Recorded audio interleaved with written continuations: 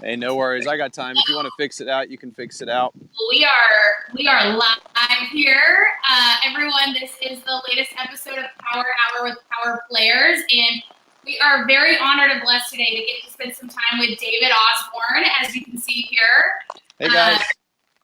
Awesome. Okay, so we're just going to jump right in because we're going to have a little bit of a shorter episode today, but I wanted to bring David on. I got to connect with him when he came to Plano to talk about his book, Wealth Can't Wait. And guys, if you haven't read that yet, by the way, it's amazing. And actually, at the end of this, I've got an extra copy, so I'm going to be giving one away. But David is the master and the genius with everything wealth building. And so we wanted to have a focus on that today, especially as this market shifts and more opportunity comes in. This is something we wanted to bring you guys to share. So, David, I want to talk to you a little bit because I know that you own many market centers here within the Keller Williams organization. So let's first maybe start with talking about this market shift and how can agents capitalize on that as first an agent, and then if they're going to be an investor themselves or help clients of theirs. Yeah, so the market shift is really a tremendous opportunity for all of us. When the market is as red hot as it is, has been up till recently, there's no differentiation really between a good agent and a bad agent. So everyone that lists their home gets 10 offers. Somebody's going to buy that home. It goes very fast. I mean, the hard thing is to deal with buyers and get them to offer over list price. But once you've trained them to do that, once they've lost a couple houses, the market really kind of takes care of itself. In a down market, in a shifting market, the opportunities really show up. And if you're an investor, we've been lucky enough to price in 4 to 8% appreciation every year, which covers a lot of mistakes. So everybody in the entire country is flipping houses now, from doctors to contractors to lawn care people. Everybody's flipping houses. It was the same way back in 06 and 07 when everyone in the world was getting into the space. So the opportunity that comes from a shift is manyfold. Number one, your true talent level shows up in a shift. And if you learn the skills and you do the training and you get the education, then based on your skill set, you'll learn how to manage the shift better, how to teach your clients to drop their prices ahead of the market, not behind the market, so they get ahead of it and get it sold. I was coaching a friend of mine yesterday, and he had his house on the market last year for $840, and he said, my realtor says if we really want to move it, we should just list it at $750. And I said, your realtor's 100% right. You need to list that thing at $750. If you're lucky, you'll get multiple offers and you can bid them up. But if you truly want to get rid of that house right now, that is the time to get aggressive in price reductions. Not every agent knows that. Most agents that got in the boom time have no idea how to have those kind of conversations. And so the opportunity in a shifting market is for the great agents to really show up and use their skill sets to stay ahead of the market, take care of their clients, get their clients satisfaction in and out of the properties as quickly as possible. And the same, for flippers, it's going to be amazing. Like, I have no idea what's going to happen to, and I have massive respect for a company like Open Door. They're a giant, very company run by very smart people. But what happens to them when the market, instead of going up 8% a year, is going down 5% a year, or shifting on their model of buying all these homes? I mean, are they going to take a bath? And I guess the secret is, can they keep raising money? But the opportunity for us as individual investors is huge. I mean, I don't know how much you guys have been buying recently, but we've been buying a lot, but we've been super cautious and we've looked past a lot. Whereas in 2012 and 13, we were basically buying everything we could afford. So for investors in a shifting market, it creates a lot of opportunity. Look, a shifting market requires more skill. Anything that requires more skill gives the cream an opportunity to rise to the crop. And by the cream, I mean those willing to do the work, those willing to pay attention to the trends, those that get educated. Imagine all the flippers out there. And there's, as we all know, there's, like every other person is a flipper nowadays.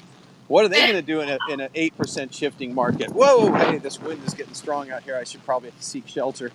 Yeah, so that's maybe that's a metaphor for the market. But all those people out there that are halfway through a flip are suddenly going to realize that they're not going to get all the mistakes they're making. And we all make mistakes. Even, we flip close to 1,000 homes and we still make mistakes. So, but how do you cover your mistakes when it's your fourth ever flip and the market shifts against you 10% and your costs go up? You overrode your costs by 10%. So I think it's a tremendous opportunity for those willing to be educated, learn, really develop their craft, their skill set. And it's going to be a huge opportunity because as people get weeded out, the deals get better, not worse. Let me ask you this. I don't know how many shifts you've been through, but I know we've talked to Gary Keller a lot lately. He talks on the agent side. This next few years, we're going to see agent count go from like 1.3 million down to like 700,000. Do you think we're going to see the investor pool drop as well? Because I feel like I can throw a rock and hit an investor anywhere I go. I think it's going to be, I think it'll be even more extreme for the investor, honestly. I think the investor will get bigger than the longer will have. And I don't know how many investors are out there because it's not as common knowledge, but I've been through multiple shifts. I was through, my parents owned rental properties in the 1987 shift, which was when Reagan changed the tax laws. And they had 4 homes, and their partner, they had it with a partner. That was their first foray into real estate investing. Their partner couldn't make the payments, so it became my parents' properties. I was young back then. I won't tell you how old, but I was young. I was young enough to work and also young enough to not know anything. And so I used to have to go collect rents. I used to have to go cut yards, and the other parties that couldn't hang in there, my parents' partners, they just dropped out. So my folks took it all over, and they were able to weather the storm. And then in the long run, all of those properties, they doubled in value in the long run. I mean, it was a painful 4 or 5 or 6 or 7 years. But if there's a saying in poker, the chips go from the weak hand to the strong hand. And the strong hand can be developed in 2 ways. Either you have $1 bazillion, which is why really wealthy, smart people tend to do great in downturns, or you're just smarter and more resilient about how you structured your deals. You paid attention. You didn't bet on the come. You didn't get, hopium, which is something we wrote about in Wealth Can't Wait, the hopium. People get caught up in hopium. They only see all the possibilities that are good instead of the downside possibilities. If you protect the downside, the upside takes care of itself. So in that downturn, that was a crushing downturn from like 87 and 92. And then we had the boom really from 92 all the way till 2006, 7. And then another crushing downturn right after that. Obviously, the Great Recession was the biggest opportunity in our lifetimes, but also the most painful moment. So I've seen them before. It's all about being prudent on the way up. And being prudent on the way up means not over leveraging, having positive cash flow, and not betting on the come too much. And there will be a time to strike, and I imagine it'll be within 2 or 3 years. You've got to be playing in the game all the time. Some people are like, well, I'm just going all cash. That doesn't work for me because you've got to be engaged. But you've got to be prudent with your cash right now. You should be looking at 100 deals to buy 1 deal, whereas like 4 years ago, you could look at 10 deals and buy 9 of them. What's your outlook right now on the rental market, right? So we're not seeing the rental rates going up the 5 to 7% it's been going. It's 1 to 2 right now. Are you cautious on rentals at the moment? Still buying a few here and there, but what are you seeing in that game? Yeah, so Nick, good to see you, bud. The rents, they've been going up too fast. I mean, they can't keep going up the speed they've been going up at. So, there's always that central core market versus the expanded market. The further away you go, the less rough the waves are. So, we've just been picking stuff like an hour away from the major metropolitan areas where we can buy homes, believe it or not, still in the 130 to 150 range and rent them out for hopefully $1,000 to $1,200 a month. I don't think that gets buffeted as much. I don't know that you see rents go down because most people are on 12-month leases quickly. They might soften, but they're just going to stop going up.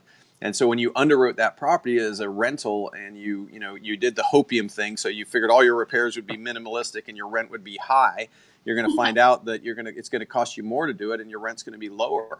And then you're bleeding $200 or $300 a month. And that's fine if you have one and your job's still steady, but if you have an issue with your job, right now it's too early, but the opportunity from a downturn is going to be tremendous. And I think you can't count on any more raises in rents for a few years, especially in the core areas, and probably a 5% down in the rents. Right. Are you liquidating more of your assets right now to get more cash reserves in your pocket, kind of waiting while still actively being engaged in the investor market and finding flips and rentals, or? What does that Elizabeth, look like? I'm trying really hard. I have really good deal flow, so no, I'm not liquidating. I'm trying to liquidate my negative assets. So anything that bleeds me in any way, I call it culling the herd. And what I mean by that is, let's say you had a herd of 100 elephants and one of them was sick, or one of them was destroying property. Then in Africa they would cull the herd. They would take out the sick animals or the ones destroying property. In the same way, when I have my rental properties, if one of them looked great on paper, we may have bought it and been really excited about it, and then we just start getting hammered. We just cull the herd. We get rid of that property. So I'm looking opportunistically. I'm getting more aggressive in that area. Maybe in the rise, I was like, yeah, it's bleeding me a little bit, but I know it's a good area and it's going to go up. Now I'm just bottom line getting rid of anything that bleeds me. Assets feed you, liabilities eat you. So anything that has negative cash flow, I'm just getting rid of. I'm more aggressive in that area. But ultimately, I'm a buy and hold guy.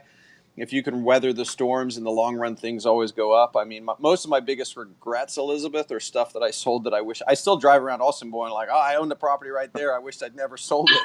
I have one in downtown Austin that we bought for 60, sold for like 180, and today's probably worth 400 or 500 for the lot, probably. So that annoys me more than I can tell you. So I always try to buy and hold.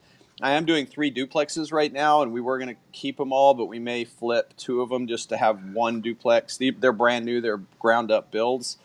We might try to keep one with much lower margin, with much lower debt on it. So that's an example of where I'm shifting. Those are core assets. They're beautiful properties. I'm pretty sure in 10 years they'll be worth $1 million. We're going to be all in them for like 550. But in this downturn, I'm not sure rents will sustain the note on them that I was hoping to put on them. So from that point of view, I might just get rid of those. So does that make sense? I'm still basically a buy and hold guy, but I'm just being much more aggressive in what I'm getting rid of. No, absolutely. And guys, if you're watching this live, type L, please. If you're watching the replay, type R. Share this. Ask questions. We have David. For a short period of time. David, what's your outlook on the real estate industry? I don't know how much you want to dive into that without going down that rabbit hole. Yeah. Do you mean for the real estate agent or for the real estate investor? As real estate agents, because a lot of our income is still derived from the agency side that we can then go and invest. So yeah, and that's what's beautiful about residential real estate is you've always been able to make a ton of money, which you could then go invest in real estate. And you guys have heard me talk before, I'm a huge advocate of owning real estate.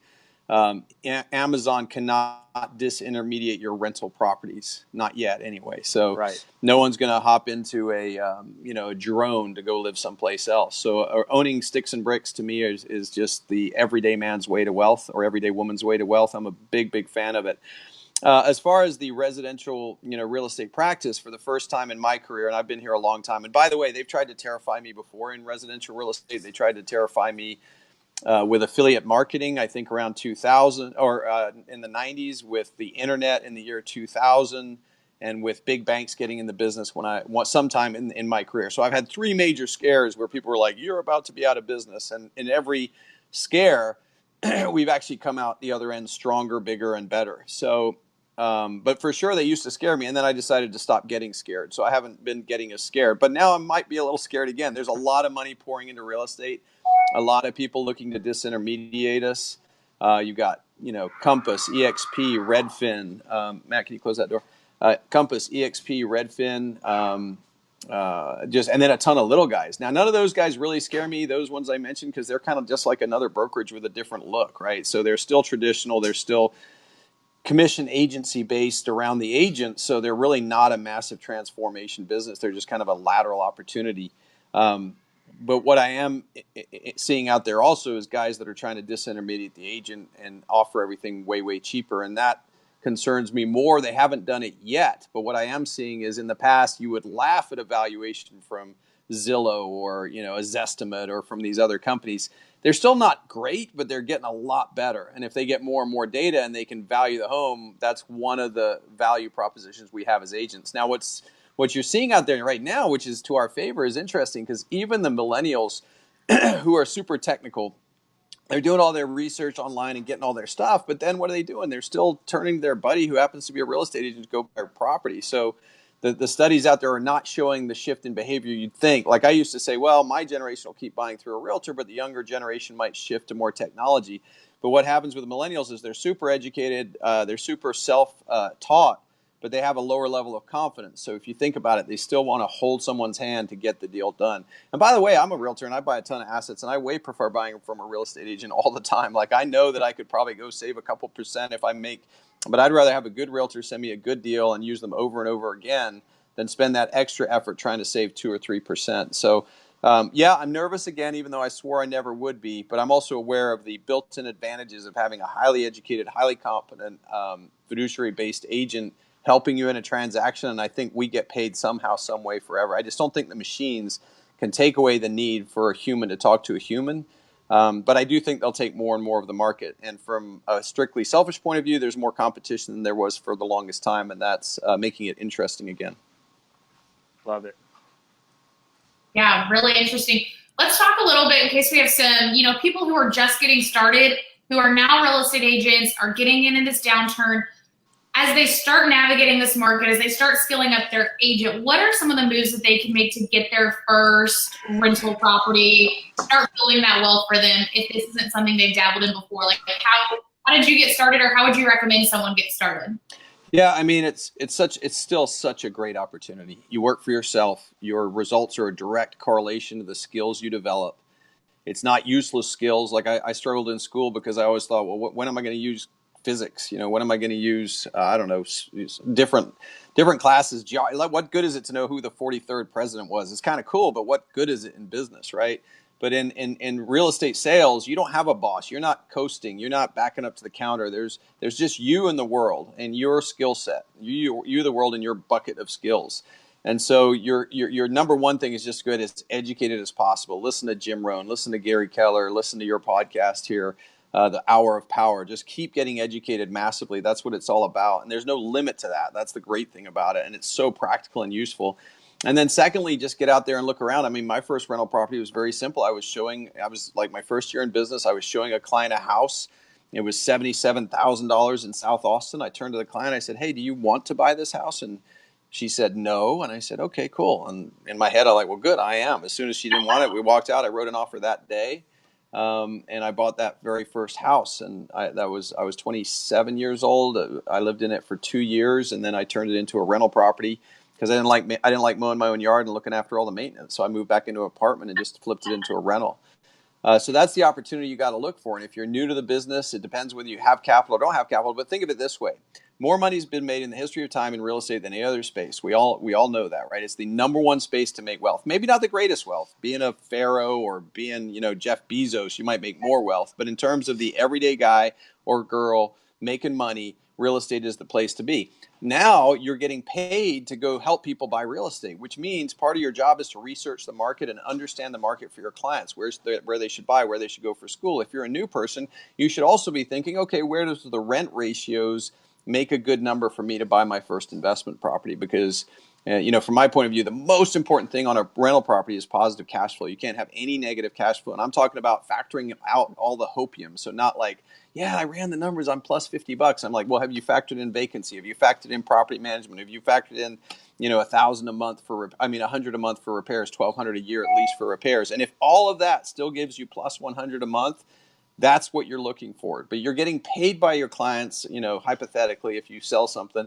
you're getting paid to do your due diligence. You're getting paid to be in the marketplace. So just go out there, do your due diligence, become a great realtor, and at the same time, learn where the hubs are to invest. Get around people like Nick and Elizabeth that know what's going on in the real estate space. And then you should be able to kill two birds with one stone. You should be able to serve your clients and serve your family by finding a great place to invest. So that would be my advice. And then never, ever forget that the main reason you should be in real estate is to buy real estate. I love that. Perfect.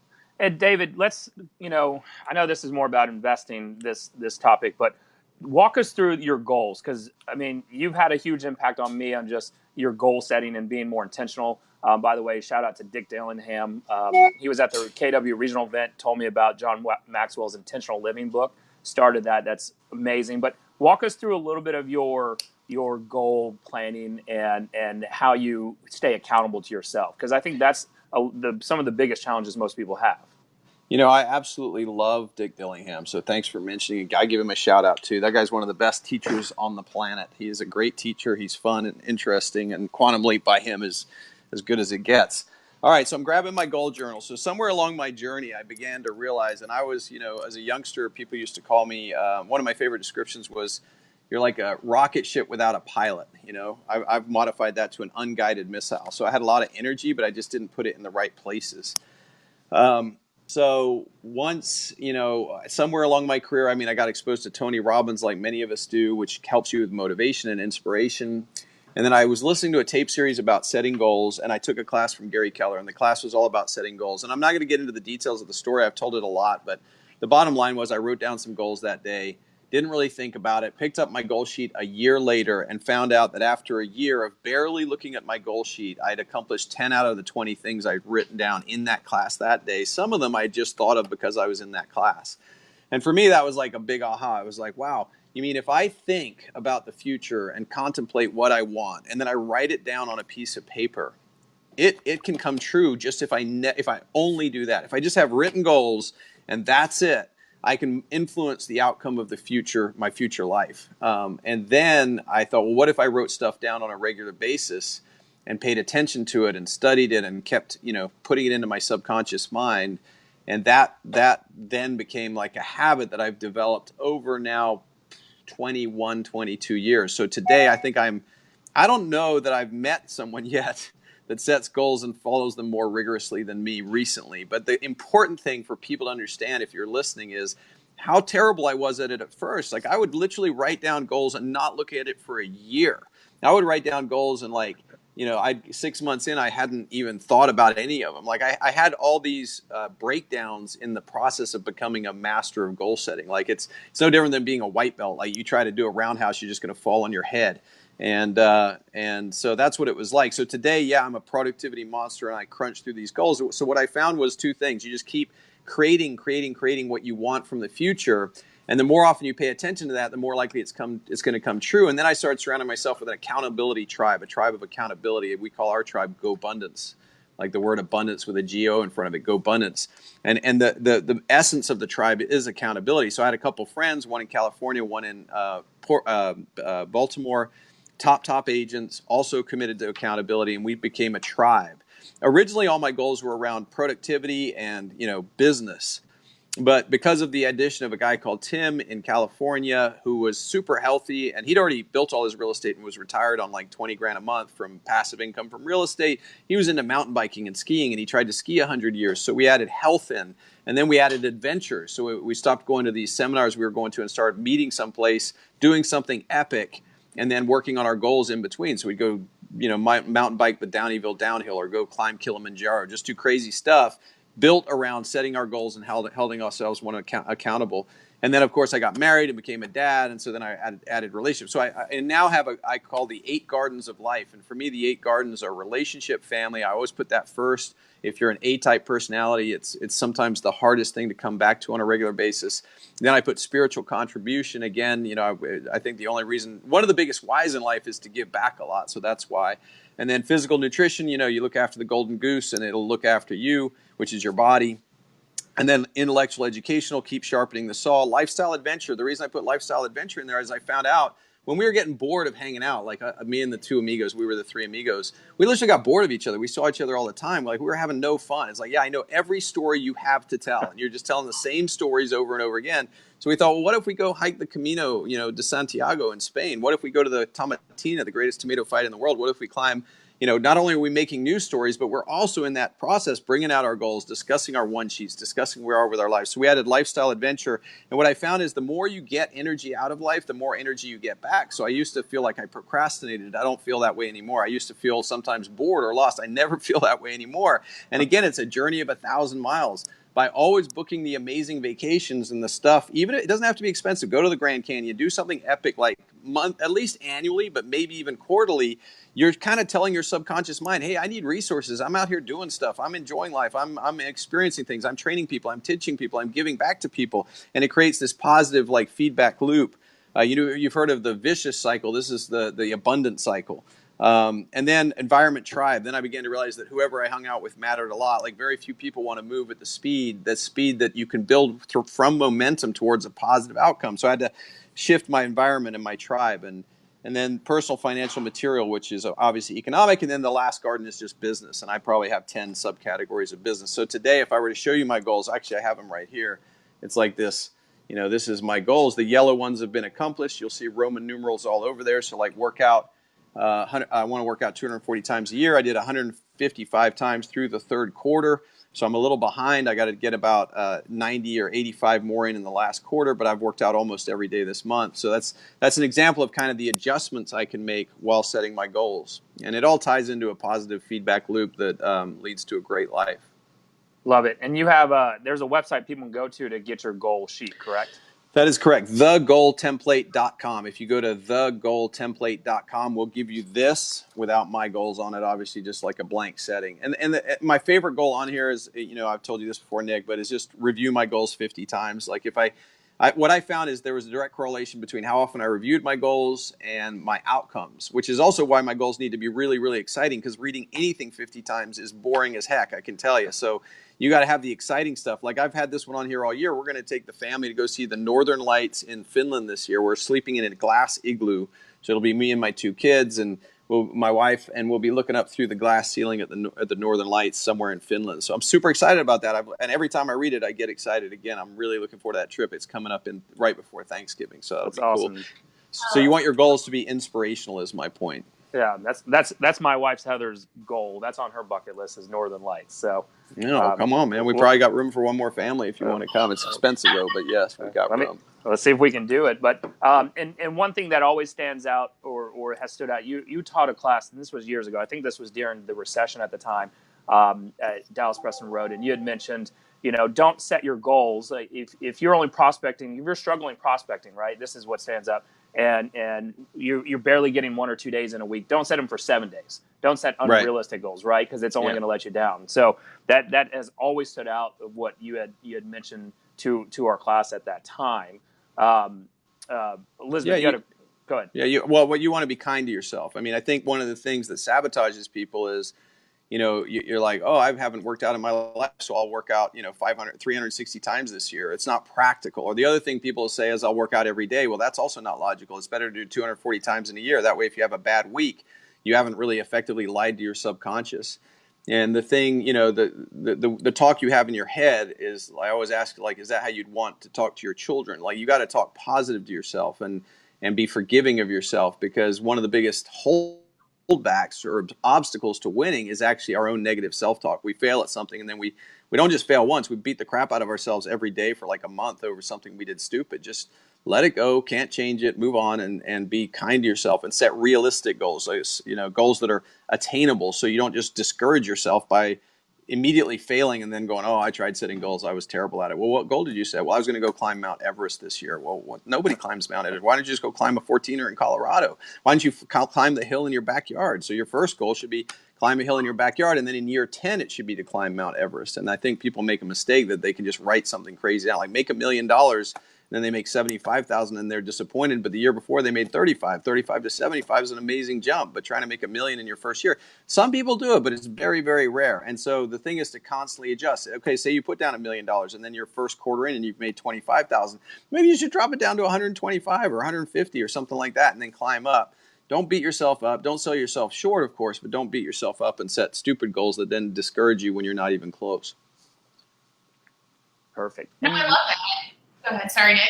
And what this is something that I've always wanted to just ask on most podcasts is what's stumping you right now, right? So if we outside looking in, it may look like everything's perfect. What is troubling or challenging right now in your world from not a personal but business level? Yeah, so everything I've got is real estate related, right? So we're definitely into a shift. So I'm super aware of that. I've got a private equity fund that invests in residential real estate. We've raised $30 million. It's what I'm aware of is just the economics of the downturn are a lot different. So you have to cut costs fast if things shift badly, and what does that look like? And there's pressure on the economic models, so I'm paying attention to that. We've got a lot of space in some of our offices, as you know, Nick, so I'm aware of okay, what do we do to mitigate some of that space? So those would be sort of the business, and then it's all about the who. Like everything's about the who in life. So do I have the right people in all the right seats on the bus of my vehicle that I'm using? Am I being realistic? Am I doing the right things? The most important things. Because one of the things I've learned over the years is do the vital most important things, and you can get away with not having to do a heck of a lot if you get lost in the little details.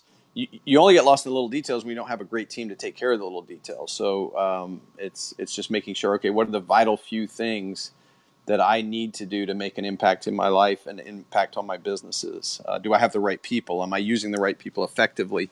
One of the things I'm doing right now is sitting with a lot of the people in my different companies and sort of getting to know them again, and just being tuned into what they are and who they want to do, and are they in the right seats in the bus? And so those are kind of my concerns right now. I know where you're going to get into rougher waters here. So do I have the sailors that want to navigate the boat through the storm, or do I have people that are going to hop off at the first sign of difficulty? And if that's the case, I need to make some shifts. Or are they just burned out and tired? So that's also another one. So yeah, I can see the storm coming. I don't know that it's going to be like '08 though. I don't really get that vibe, but I definitely see a softening. So I'm trying to tune into the character of my people and see whether they're in the right spots. We have a question here from Wayne Salmons that said, "What should most business owners stop doing right now?" What should they stop doing? The 80%, everybody, it's so easy to do the stuff that doesn't really matter. Get your car detailed, or I don't know, file that old paperwork from your last meeting, or, just don't do the unimportant stuff and start doing the most important stuff. For me, the most important stuff is finding talent, finding an opportunity, and creating a vision. But I'm starting to pay attention to my P&Ls more than I was in the rise. So I'm looking at my P&Ls, looking for an opportunity to cut costs. So it's really all about the talent in your world. It's all about the opportunities in your world and creating a vision and staying on that vision. So do the most important, do the 20%. We all know the 80-20 rule, and yet so many people get bogged down in the 80%. Figure out how do you get in the 20 and stay there. Stop doing everything else. You don't have to clean your kitchen. You don't have to wash your house. You don't have to clean your clothes. You got to find talent, prospect. You got to manage your expenses. You got to create a vision. You got to hire great people. So that's what I would spend time doing. I love that. And the thing about a downturn is you got to cut costs fast. You got to look at where you can save money. If you start losing money, and you expect the market to return to where it was, that's not usually what it does. It usually just beats you down. So the key to adjusting the key to surviving a softer market is having positive cash flow. So if there's anything that risks that, you need to go see how you can cut it. Could you sublease some space? Can you get rid of some equipment leases? In your personal life, do you really need that extra Porsche Cayenne or whatever? Can you keep costs reasonable? And if you're new to the business, it creates a tremendous opportunity, because there's the marginal buyers that are going to go back and become renters. So if you think about, in a booming market, all the marginal buyers go buy houses, but in a softening market, those guys can't really support those houses. So, again, if I were a new agent, I'd be looking for my first rental property, and then I'd buy it. And then if you're young and you can tolerate them, I would put 2 roommates in it. So then your roommates are paying for your properties. No, that's fantastic. Awesome. Okay, well, we so appreciate you being on the show with us today. David, where can people reach you at? My website is davidosborn.com, www.davidosborn.com, or as we mentioned earlier, the Gold Template. Those are the best places to find me. Awesome. I also follow him on Instagram. It's really motivational. You guys should go check him out there. I am David Osborn. Everyone who's put a comment in here, if you will share this video, then I will do a drawing within the next 24 hours. I'll give you 24 hours to get it done. And I've got a free copy of Wealth Can't Wait that I can give out, because I have so generously been provided one last time I saw David and got a signed copy. So I actually have 2 copies, because then I bought one at an airport too. Yes. Yes. I know. Wealth Can't I'm really Wait. stocking up. I love it. Thank you. And then he's got his other book, The Millionaire Morning, Miracle Morning, which you updated. Yep, there you go. The Miracle Morning Millionaires is for people, learning to establish the disciplines and the processes of being abundant.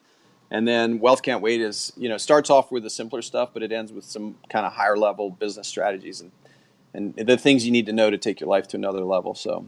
No, absolutely. They're both fantastic. So you guys, like I said, leave your comment below and then share this video. And within the next 24 hours, I'll go live and do a drawing of who's going to get that copy for free. Thank you so much, David. I appreciate you being here. Thank you, David. Thank you for sharing. Bye, guys.